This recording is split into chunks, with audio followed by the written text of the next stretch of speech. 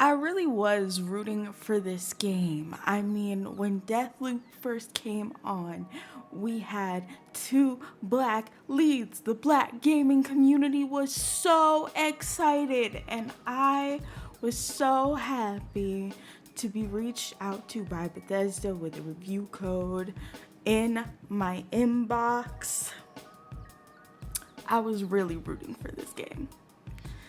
And it lived up to the vibe, but did it live up to the accessibility? Let's talk about it.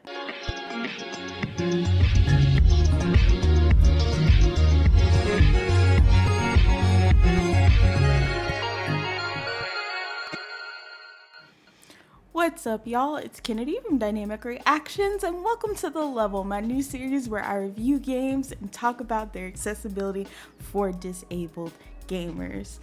Now, first off, a special thanks to Bethesda for giving me early access. They were generous enough to provide me with early access to Deathloop on the PS5. I've been sitting on it for a couple days, and before we get into accessibility, I'm gonna talk about my first impressions for the able-bodied people in the audience.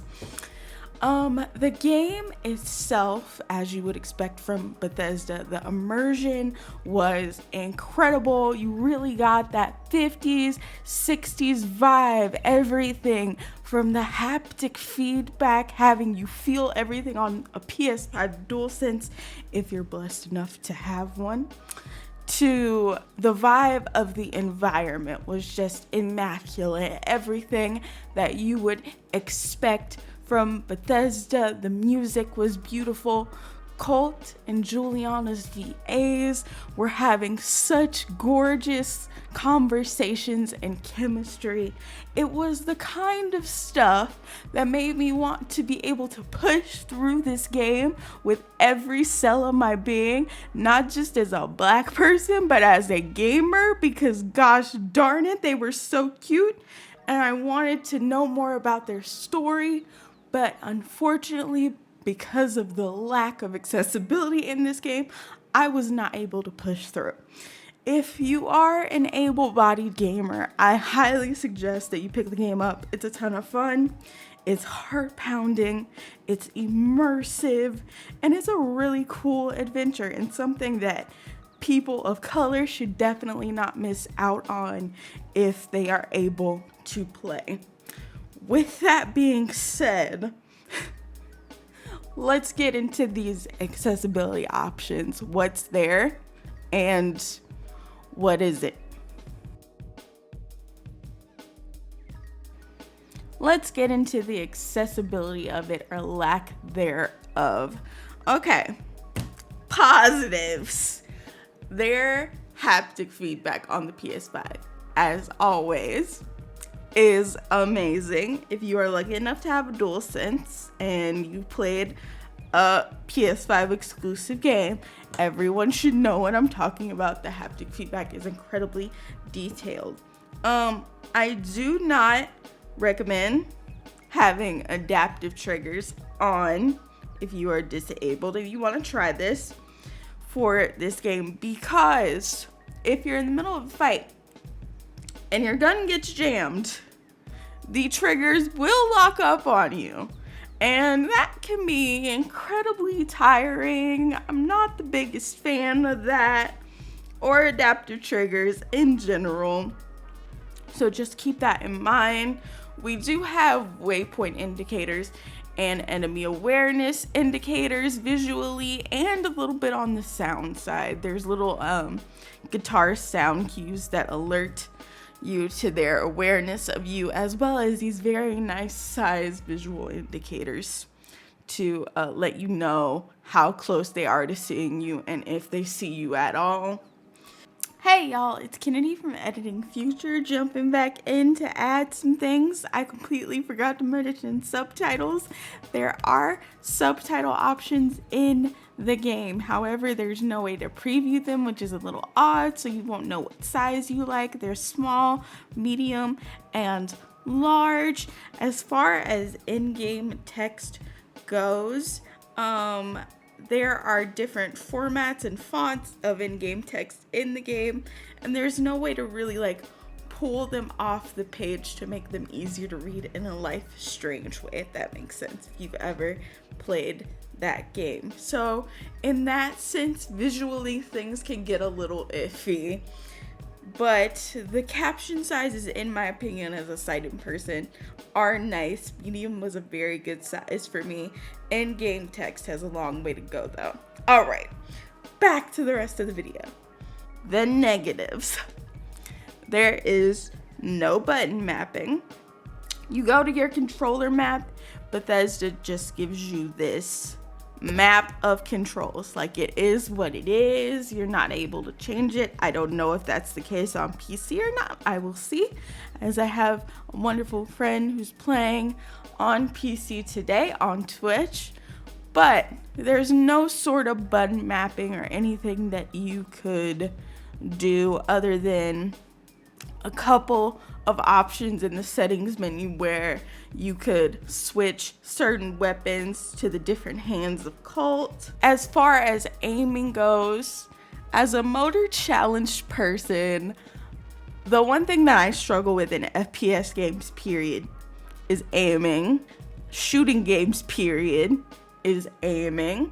And I was really excited upon first glance in my menu to see that Deathloop has some auto aim options, and not just one but 3 auto aim options. You have your standard auto aim, just on, and then you have your auto aim strength, which you can put up to 100. You can put it in the middle, you can put it anywhere you want to put it. But as far as your auto aim type, you have 3 and 1, which is a combination of the first 2. Friction, which means your camera speed slows down when near a target. Iron sight snap, which means when the crosshairs are near a target, aim down sights automatically snaps towards them. Sounds beautiful. And both of them, there's a combination of the 2. I tried both of the modes together and separately, and none of them worked for me. Like, the snapping only worked if the enemy got real super close up on you, and by then you're already halfway dead. There were certain situations where I wanted to stealth, and there are multiple ways that you can play this game. It's one of the things that makes it so fun.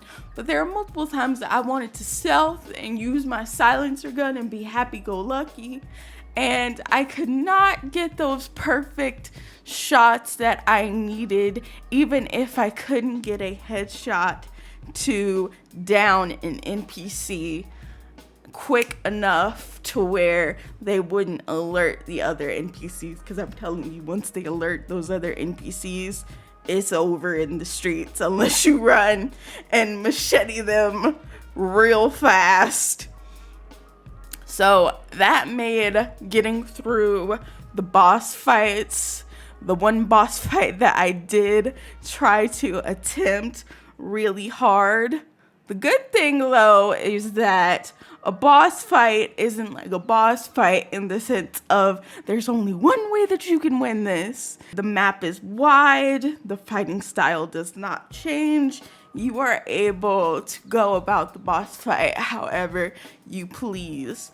Whether or not a disabled person could go about the boss fight however they please is another story though. Because if I wanted to go shooty in the game, if I was not a stealthy person, I could not go in guns blazing in this game. I would die immediately because my aim assist, she don't work. So it's like, what do you do in that situation? You can't move forward, you're stuck. And because of the Deathloop mechanics, until you beat a certain boss, you cannot keep your weapons after you die. So you're like going back into one loop to get your stealth, and then you're coming back out of that district, going back over to the mission, trying again. Maybe you die, and then you just repeat the cycle over and over and over and over. There were multiple times when I wanted to throw my controller across the room. There really were. As far as color blindness modes, there are none. There's no HUD changes to make the visibility of your reticle or your aiming icon on the screen bigger or smaller. There's no real customization towards that. Each gun has their own size reticle. But as far as options go, you have crosshairs, which are still kind of small. You have a little dot on the screen, or you have nothing. That's it. As far as settings go, you have the settings that can change what gets equipped in which hand of Colts.